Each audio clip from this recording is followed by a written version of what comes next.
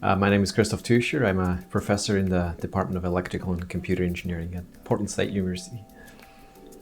So machine learning is, if you go back 50 years or so, the challenge was to build machines that can do things that humans can't do, or that humans can do well, like playing chess or something like that, right? These are solved problems, but in those days, machine learning is more about pattern recognition and doing things in a smart and adaptive way, where human intelligence basically fails, or basically our brain is too small to solve these problems, right? Maybe a good example is airline reservation systems, where you can't do that as a human. It's just too complex. There's too many variables. There's too many things that you have to consider. So machines are doing that job really, really well.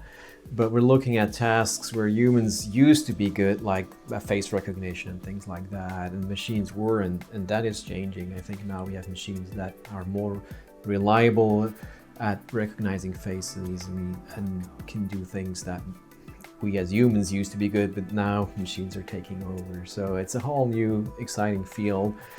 We're looking at what we call the computing stack that goes basically from the hardware, the devices that do the computation, up to the application, as sort of as an all-encompassing problem.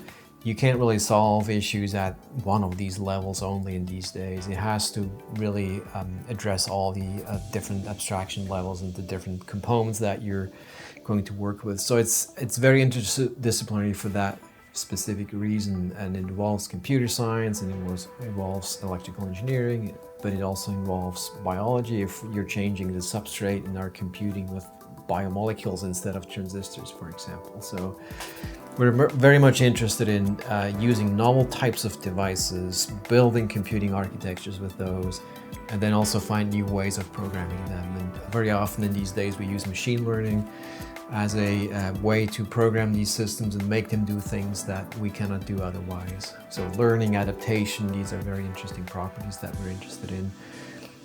That goes in the direction, the generally hot topic in these days of machine learning and AI, and machines doing things that we as humans are not actually so good at doing.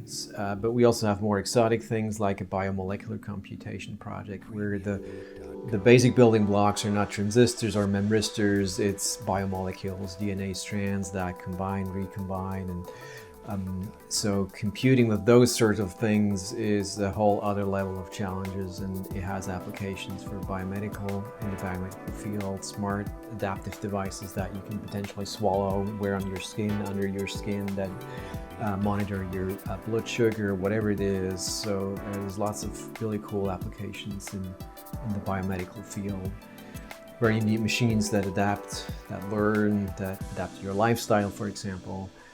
And that's another research axis as an example. Moving into no man's land, high risk, high payoff. That's, I would say, is the summary of the research that we're doing. If things work, great, but there's high risk, and many of the avenues that we're exploring may not work. But that's part of research. It's never a straight line, and we really have to explore that no man's land to find out, well, what is a potential avenue forward. My name is Christof Teuscher. Our research purpose is to build smarter and better computers to make this a better world.